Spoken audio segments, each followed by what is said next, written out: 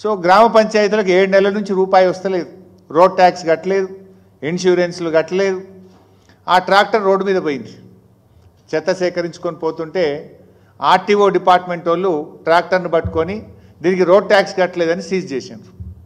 అరే ఇది గ్రామ పంచాయతీ ట్రాక్టరు, గవర్నమెంట్ ట్రాక్టర్ అంటే కూడా నథింగ్ డూయింగ్, రోడ్ ట్యాక్స్ కట్టలేదని ఆర్టీఓ ఆఫీస్ వాళ్ళు సీజ్ చేసి దాన్ని పోలీస్ స్టేషన్లో పెట్టారు. ఈ పంచాయతీ సెక్రటరీ పోయి కాళ్ళ వెళ్ళబడ్డా, బతిన్లాడినా 16,000 ఫైన్ రాశాం, ఫైన్ కడితే తప్ప ట్రాక్టర్ ఇవ్వమన్నారు. గ్రామ పంచాయతీలో రూపాయి లేదు. ఆ పంచాయతీ సెక్రటరీ తన జీతం డబ్బుల్లో నుంచి సొంత డబ్బులు పెట్టి 16,000 ఆర్టీఓ డిపార్ట్మెంట్కు ఫైన్ కట్టి ట్రాక్టర్ తెచ్చుకున్నది. ఇగో ఇది కాంగ్రెస్ పాలన. ఇప్పుడు ఆ పంచాయతీ సెక్రటరీ ఇప్పటికీ 30,000 రూపాయలు సొంత డబ్బులు పెట్టింది, 16,000 ట్రాక్టర్ ఫైన్ కట్టింది, బుగ్గలు పోతే కరెంటు బుగ్గలు కొనుక్కొచ్చేసింది, డీజిల్కు డబ్బులు లేకపోతే సొంత జీతం డబ్బుల్లో నుంచి డీజిల్ పోయించింది. ఇది పరిస్థితి. ఏంటమ్మా అంటే ఛార్జ్ మెమోలు ఇస్తున్నారు సార్, కేసులు పెడతామని బెదిరిస్తున్నారు సార్, అందుకోసం భయపడి మేము సొంత డబ్బులు జీతం డబ్బుల్లో నుంచి ఈరోజు మేము డీజిల్ పోయిస్తున్నాం, బుగ్గలు పోతే బుగ్గలు తెచ్చేస్తున్నాం, పైపులు పగిలితే అతికిస్తున్నాం అని మాట్లాడుతున్న పరిస్థితి. అట్లా ఒక ఊరు కాదు, పెదకోడూరు గ్రామం రాజు అని పంచాయత్ సెక్రటరీ ఉన్నాడు. ఏంది బాబు అని అడిగితే ఇప్పటికీ 70,000 రూపాయలు నా సొంత డబ్బులు గ్రామ పంచాయతీకి నేను ఖర్చు పెట్టాను, 7 నెలలుగా సఫాయి కార్మికులకు జీతాలు లేవు, వాళ్ళు ఎంత బతిన్లాడినా పనిచేయట్లేదు, నెల రోజుల నుంచి గ్రామంలో చెత్త ఎత్తడం బంద్ చేసినాం, ఎక్కడి చెత్త అక్కడే పేరుకుపోయింది గ్రామాల్లో, ఏం చేయాలి సార్, 7 నెలలైంది జీతం లేక, ఇక నేను కూడా 70,000 పెట్టి దమ్ముకొచ్చిన, ఇక నాకు పెట్టే పరిస్థితి లేదు, వాళ్ళు పనిచేస్తలేరు, డీజిల్కు వాళ్ళు ఉద్దర పోస్తలేరు, ట్రాక్టర్ మూలకు పడ్డది అని చెప్పిన పరిస్థితి. అట్లనే గంగాపూర్ గ్రామం రమేష్ అనే పంచాయత్ సెక్రటరీతో మాట్లాడితే 75,000 రూపాయలు నేను జేబుల్లో నుంచి పెట్టినా సార్, 3 నెలల నుంచి పారిశుద్ధ్య కార్మికులకు జీతాలు లేవు, 4 నెలలుగా ట్రాక్టర్ డీజిల్ నేనే పోయించిన సొంతం, ఇక ఇప్పుడు నాతో కూడా దమ్ముకు వచ్చింది సార్ అంటున్నాడు. కరెంటు బిల్లులు కట్టలేవు, గ్రామ పంచాయతీలు విద్యుత్ శాఖకు బిల్లులు కట్టలేరు. కేసీఆర్ గారు ఉండగా ప్రతి నెల విద్యుత్ శాఖకు గ్రామ పంచాయతీలు కరెంటు బిల్లులు కట్టేది. ప్రతి నెల రాష్ట్ర ప్రభుత్వం గ్రామ పంచాయతీలకు డబ్బులు ఇచ్చేది, పారిశుద్ధ్య కార్మికులకు వేతనాలు ఇచ్చేవారు, ట్రాక్టర్ ఇన్స్టాల్మెంట్స్ కట్టేవారు, విద్యుత్ బిల్లులు కూడా చెల్లించేవారు. అంటే పాలన అస్తవ్యస్తం అయిపోయింది. అసలు ఈ ప్రభుత్వం కనీస రివ్యూ కూడా లేదు. ఇట్లా నేను చెప్పుకుంటూ పోతే చాలా ఎగ్జాంపుల్స్ ఉన్నాయి, ఒకటి కాదు అనేక గ్రామాలతో నిన్న నేను రివ్యూ చేశాను.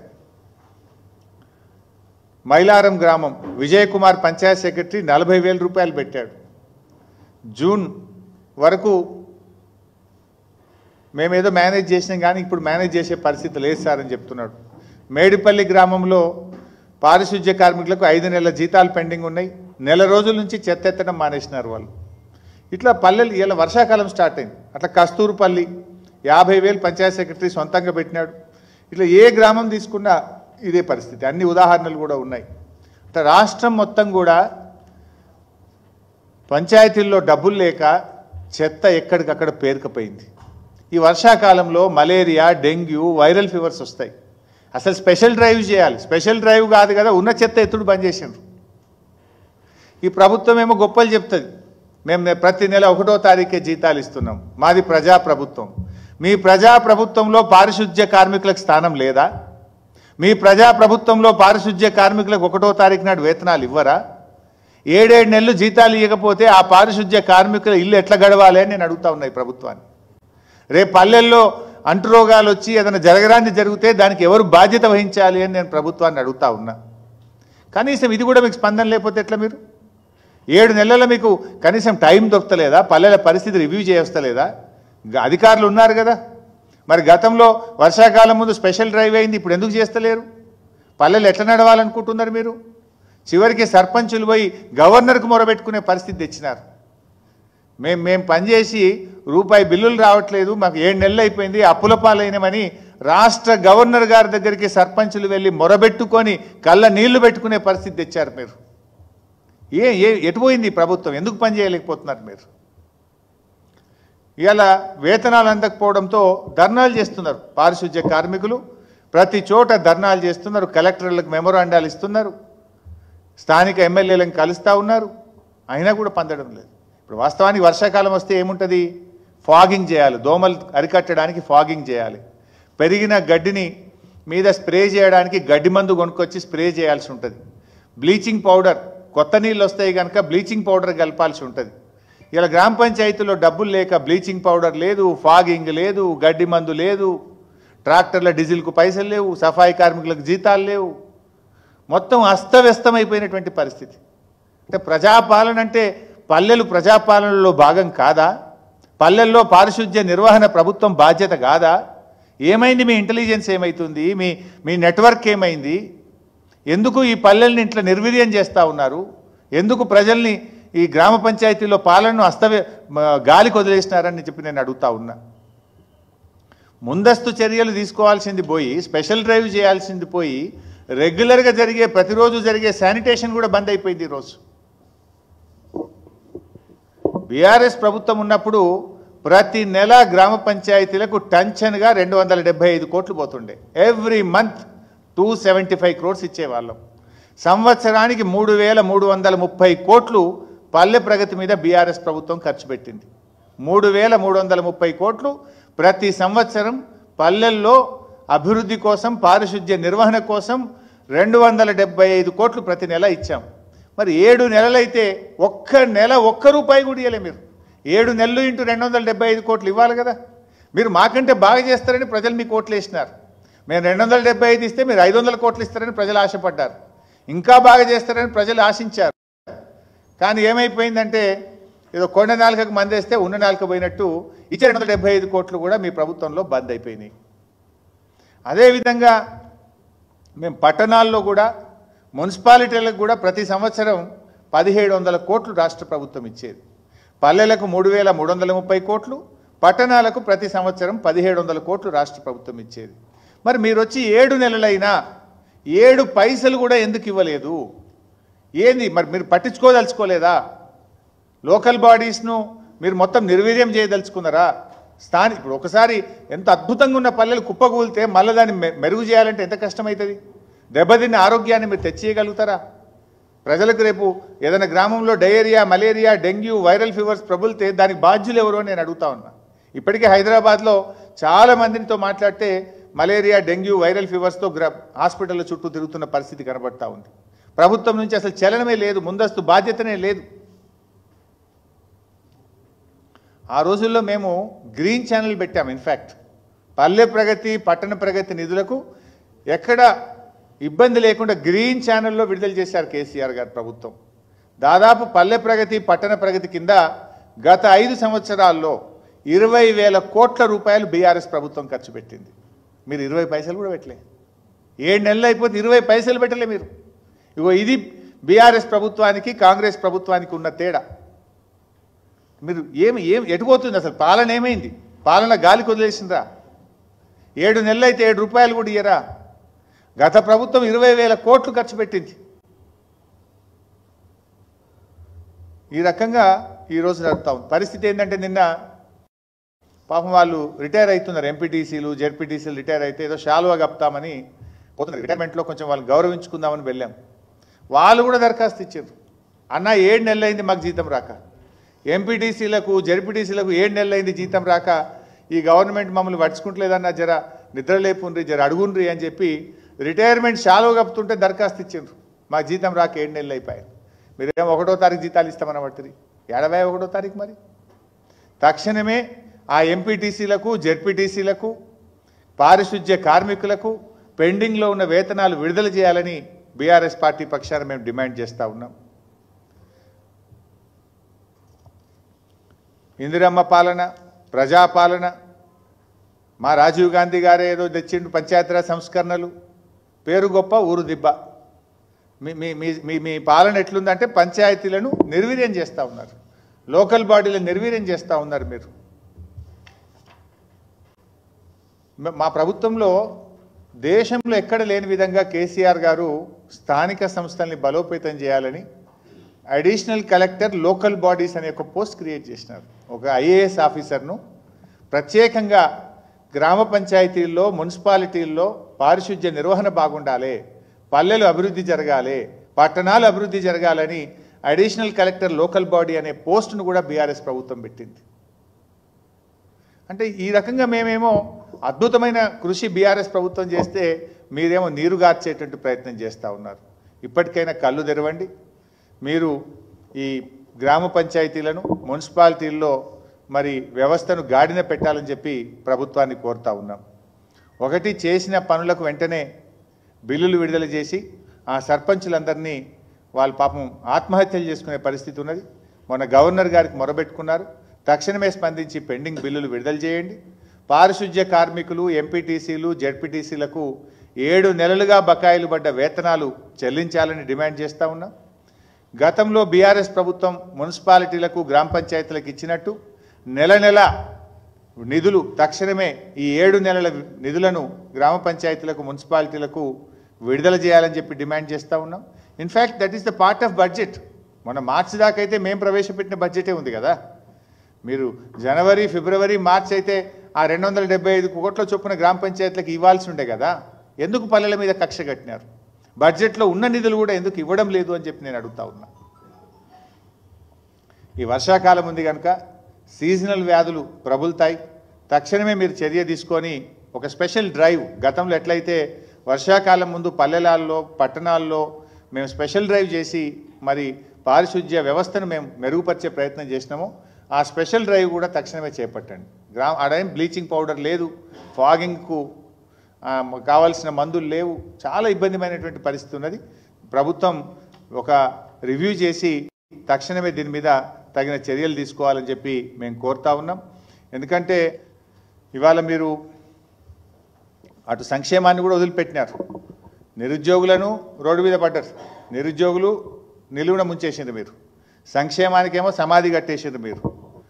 దయచేయాల్సినటువంటి ప్రభుత్వం ఏమైనా మాట్లాడితే దబాయించే ప్రయత్నం చేస్తూ ఉంది. రాష్ట్రంలో ఆంక్షలు తప్ప పింఛన్లు లేవు. ఇలా పరిస్థితి ఏంటంటే బైసాబ్, ఇలా 1వ తారీఖు జీతం ఇస్తామని గొప్పలు చెప్తున్నారు కదా. మీరు ఏ ఊరు కొన్నా ఒక అవ్వని అడుగుండ్రి, ఒక తాతని అడుగుండ్రి. 2 నెలల పెన్షన్ బాకీ పడ్డది గవర్నమెంట్. మే నెల పెన్షన్ రాలే, జూన్ నెల పెన్షన్ రాలే. అవ్వా తాతలకు 2 నెలల పెన్షన్ బకాయి పడ్డారు. పక్కనేమో చంద్రబాబు నాయుడు గారు 4,000 పెన్షన్ ఇచ్చిండు. పాత బకాయిలు కలిపి 7,000 పెన్షన్ 1వ తారీఖు అందించిండు. ఆయనేమో 1వ తారీఖు 7,000 ఇస్తే నువ్వు 4,000 చేస్తా అంటివి, 4,000 చేయకపోతివి. ఇచ్చే 2,000 2 నెలల నుంచి ఎగబెడితివి. ఎన్నడిస్తావు? అవ్వా తాతలకు బకాయి పడ్డ 2 నెలల ఆసరా పెన్షన్ను వెంటనే విడుదల చేయాలని చెప్పి ఈ ప్రభుత్వాన్ని డిమాండ్ చేస్తూ ఉన్నా. మీరు 4,000 ఇస్తామన్నారు. ఆ 4,000 కూడా వెంటనే మీరు ఆ రోజు బాండ్ పేపర్ల మీద రాసిచ్చిండ్రు. 100 రోజుల్లో ఆసరా పెన్షన్ 4,000 పెంచుతామన్నారు. 200 రోజులు దాటింది, ఇంకెప్పుడు ఇస్తారు? 200 రోజులు దాటినా అవ్వా తాతల మీద కనికరం రాదా? తక్షణమే 4,000 పెన్షన్ పెంచాలని, బకాయి పడ్డ 2 నెలల అవ్వా తాతల ఆసరా పెన్షన్దారులందరికీ పెన్షన్ బకాయిలు విడుదల చేయాలని చెప్పి కూడా ఈ ప్రభుత్వాన్ని మేము డిమాండ్ చేస్తూ ఉన్నాం. ఇవాళ నిన్న మీరందరూ కూడా చూసే ఉంటారు. పొద్దున్నేమో పత్రికల్లో చూసాం, ఎక్కడ కనబడలేదు. కానీ పాపం ఒక రైతు కాంగ్రెస్ పార్టీకి ఓటేసిన పాపానికి నేను ఆత్మహత్య చేసుకుంటున్నా అని చెప్పి ఆ స్థానిక కాంగ్రెస్ నాయకుల దాష్టికానికి ఆయన స్వయంగా ఒక వీడియో మెసేజ్ విడుదల చేసి ఒక రైతు ఆత్మహత్య చేసుకున్నాడు. నిజంగా ఆయన మాటలు వింటే చాలా హృదయ విదారకంగా ఉన్నాయి. అదొకసారి ఖమ్మం జిల్లా చింతకాని మండలానికి చెందినటువంటి రైతు మరి ఆయన వీడియో ఒకసారి ఆ ప్రభాకర్ గారి వీడియోను మీరు చూసిన తర్వాత ఆ అంశం మీద తిరిగి మాట్లాడతాను. ఉన్న కులాన్ని 276, 277 భోజట్ల వీరభద్రే, భోజట్ల ప్రభాకరు. అలాంటి మా పొలాన్ని పొక్కులేళ్లతో 2 200లు, 2 జేసీబీలు, మరి అలాగే 2 ట్రాక్టర్ డోజర్లతోటి సర్వనాశనం చేసి నా పొలాన్ని నాశనం చేశారయ్యా. అలాంటి వ్యక్తులు కోరబడి కిషోరు, అలాగే మరి పెంటెల రామారావు, అలాగే మరి గుర్రం నాగమల్లేశ్వరరావు, అలాగే వ్యక్తులు కొంతమంది మొగిలి శ్రీను, మొగిలి ముత్తయ్య, ఇలాంటి వ్యక్తులు అందరు కలిసి వాళ్ళకి సపోర్ట్ చేసి నా పొలాన్ని సర్వనాశనం చేశారు. దయచేసి నా ముందు దయవంచి రైతు వారీగా ఈ వీడియోని మన ముఖ్యమంత్రి గారికి, మన బట్టి విక్రమార్క గారికి పంపించి నా రైతుగా కాపాడాల్సిందిగా కోరుతున్నామయ్యా. అలాంటి నాకు ఈ మందేశ్వరణమయ్యా 2 ఆలోచనలు కూడా ఏం లేదయ్యా. నా పొలాన్ని సర్వనాశనం చేసి వదిలేశారయ్యా. మరి ఎంఆర్ఓ గారికి చెప్పారయ్యా, ఎంఆర్ఓ గారు చెప్పినా కూడా ఏం ప్రయోజనం లేకుండా పోయిందయ్యా. మరి ఎస్ఐ గారికి చెప్పాయా, ఎస్ఐ గారికి చెప్పినా కూడా ఏం ప్రయోజనం లేకుండా పోయిందయ్యా. ఇవాళ మరి అటు తిరిగి ఇటు తిరిగి కలెక్టరేట్కి వచ్చిందయ్యా. కలెక్టర్ గారికి వెళ్దాం అనేసరికి టైం అయిపోయింది అన్నారయ్యా. నాకు ఏరే చరణం ఏమీ లేదయ్యా. ఈ మందు పూటి తప్ప రెండు ఆలోచన కూడా నాకు ఏమీ లేదయ్యా. సర్వనాశనం కావడం తప్ప నా కుటుంబం ఏమీ లేదయ్యా. నా 3 ఎకరాలు 7 ఎకరాలు 10 కుంటల్లో 3 ఎకరాల పొలాన్ని సర్వనాశనం చేసి ఇది చేశారయ్యా. నాకు అది వేరే గచ్చింతరం కూడా ఏమీ లేదయ్యా. ఈ మందు పుట్టే నాకు శరణమయ్యా. రైతు వారికి అందరూ దయవంచి నా అందు దయవంచి ఇది మన ముఖ్యమంత్రి గారికి మన బట్టి విక్రమార్క గారికి చేరాలని దయచేసి నా ముందుగా కోరుకుంటున్నానయ్యా. ఇంత మటుకి నేను ఎవరు పోలేదే. దయచేసి నేను రైతుగా బతికినయ్యా. రైతే రాజ్యం వస్తే బాగుంటుందని చెప్పేసి మన కాంగ్రెస్ గవర్నమెంట్ ఓటేసానయ్యా. కాంగ్రెస్ గవర్నమెంట్ ఓటేసినందుకు ఇదేనా నాకు సర్రు. ఈ రెండు ఆలోచన లేదయ్యా. దయచేసి అందరు కలిసి నాకు న్యాయం చేయాల్సిందే కోరుతున్నాం అయ్యా. నా కుటుంబ సభ్యులకి న్యాయం జరగాలని నేను ఇదైపోయినా నా కుటుంబ సభ్యులకి న్యాయం జరగాలని దయచేసి కోరుకుంటున్నాను అయ్యా. అయ్యా మీకు దండా పెడతానయ్యా. రైతు వారికి అందరూ నన్ను దయవచ్చి అందరూ ఇచ్చేయండి అయ్యా. రెండో ఆలోచన కూడా ఏలేదు. నాకు మద్దతు ఉండేది అయ్యా. నీకు అందరూ కలిసి నాకు న్యాయం చేయండి అయ్యా. ఇది నిజంగా ప్రభాకర్ ఆత్మహత్య చాలా హృదయ విదారకంగా ఉంది. ప్రభాకర్ ఆత్మహత్య చేసుకోవడం నిజంగా చాలా దురదృష్టకరం. ఆ కన్నీళ్లు పెట్టుకుంటూ ఆయన పెట్టిన వీడియో చూస్తే చూసిన వాళ్ళ కళ్ళలో కూడా నీళ్ళు వస్తూ ఉన్నాయి. అంటే ఇది రాష్ట్రంలో ఎంత విషాదకరమైనటువంటి పరిస్థితులు ఉన్నాయనే దాన్ని ఈ వీడియో ఆ రైతు ఆత్మహత్య ఇలా మనకు సూచిస్తూ ఉంది.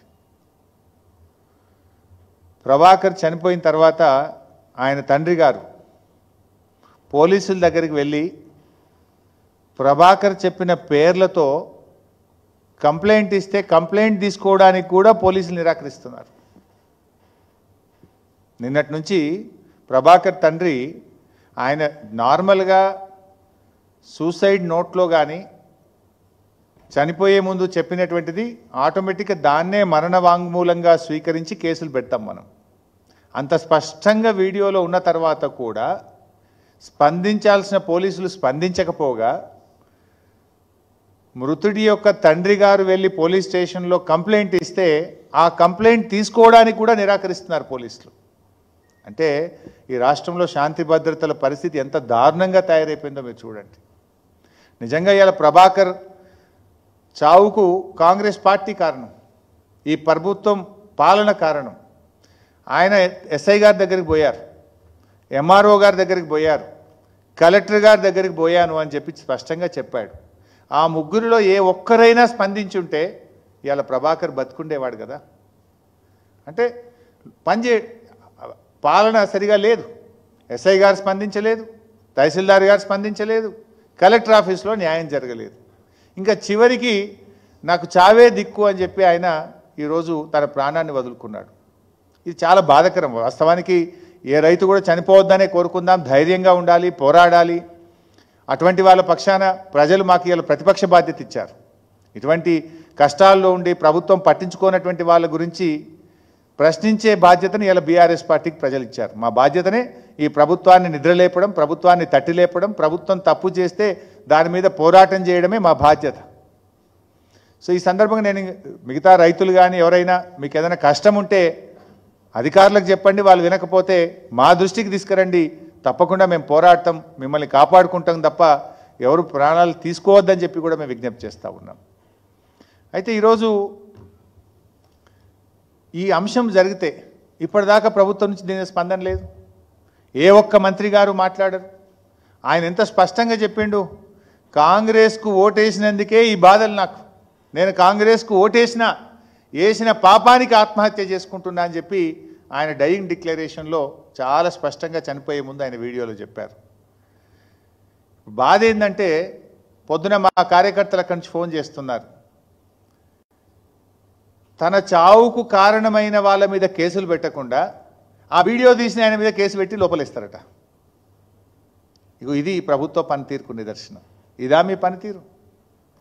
ఆ కుటుంబాన్ని పరామర్శించాల్సింది పోయి, కుటుంబాన్ని ఆదుకోవాల్సింది పోయి, ఆ కుటుంబానికి న్యాయం చేయాల్సింది పోయి, కోడిగుడ్డు మీద ఈకలు బీకినట్టు వీడియో తీసిన ఆయన మీద కేసు పెట్టమని, ఇలా కేసు రిజిస్టర్ చేస్తామని చెప్తున్నారట పోలీసు అధికారులు. తండ్రి గారు వెళ్ళి పిటిషన్ ఇస్తే కూడా తీసుకున్నటువంటి పరిస్థితుల్లో ఇలా రాష్ట్రంలో పోలీసు వ్యవస్థ పనిచేస్తూ ఉంది. Is it the way? ఆయన ముఖ్యమంత్రి గారికి డైరెక్ట్గా రేవంత్ రెడ్డి గారికి అప్పీల్ చేసినారు. నీ పేరు చెప్పారు ముఖ్యమంత్రి గారు, మీ పేరు చెబుతూ మా కుటుంబానికి న్యాయం చేయండి అని ముఖ్యమంత్రి గారికి వీడియో చేరది వేయండి, ముఖ్యమంత్రి గారికి వీడియో చేరే విధంగా చేయండి అని చెప్పి కూడా ఆయనలో అప్పీల్ ఉంది.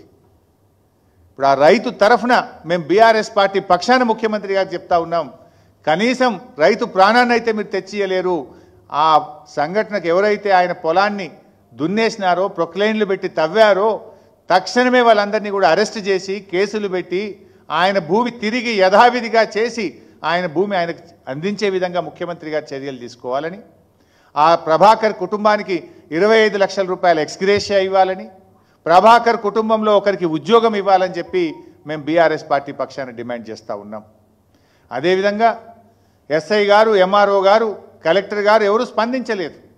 వాస్తవాలు బయటకు రావాలంటే దీనిపైన ఒక ఉన్నత స్థాయి విచారణకు ఆదేశించాలని చెప్పి కూడా మేము ప్రభుత్వాన్ని డిమాండ్ చేస్తూ ఉన్నాం. ఎందుకంటే ఇట్లాంటి సంఘటనలు రాష్ట్రంలో పునరావృతం కావద్దు అంటే, అధికారులకు భయం ఉండాలంటే, ఎవరన్నా రైతు కానీ ఒక పేదవాడు ప్రభుత్వ కార్యాలయానికి వస్తే తక్షణమే స్పందించాలి. ఇలా ఎందుకు ఇక్కడ స్పందన దొరకలేదు? నిజానిజాలు బయటకు రావాలి. భవిష్యత్తులో ఇలాంటి సంఘటనలు పునరావృతం కావద్దంటే ఒక ఉన్నత స్థాయి విచారణకు దీని మీద ఆదేశించాలని చెప్పి కూడా నేను ప్రభుత్వాన్ని డిమాండ్ చేస్తూ ఉన్నా.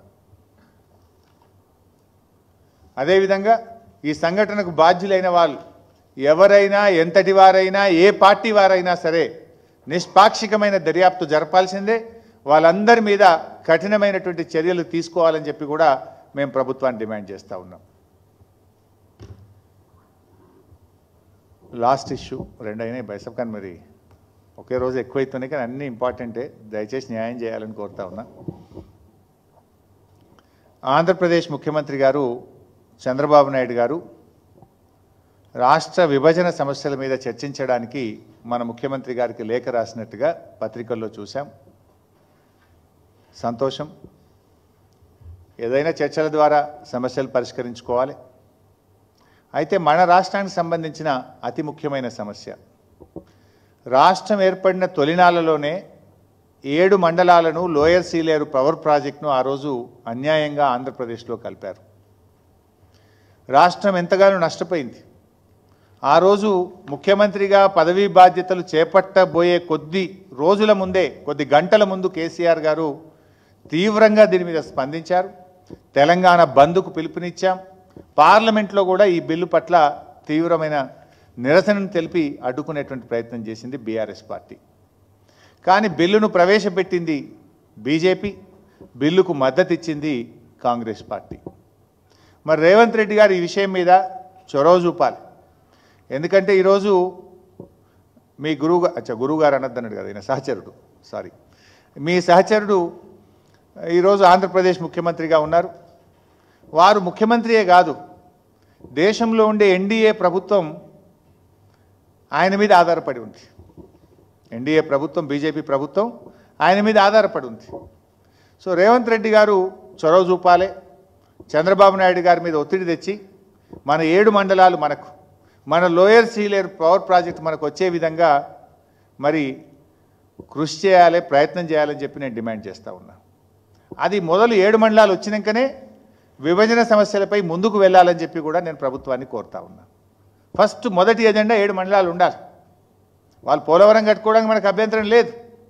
ఇలా కనీసం భద్రాచలం టెంపుల్కి వచ్చే భక్తుల బండ్లు పెట్టుకోవడానికి పార్కింగ్కు జాగా లేకుండా అయిపోయింది.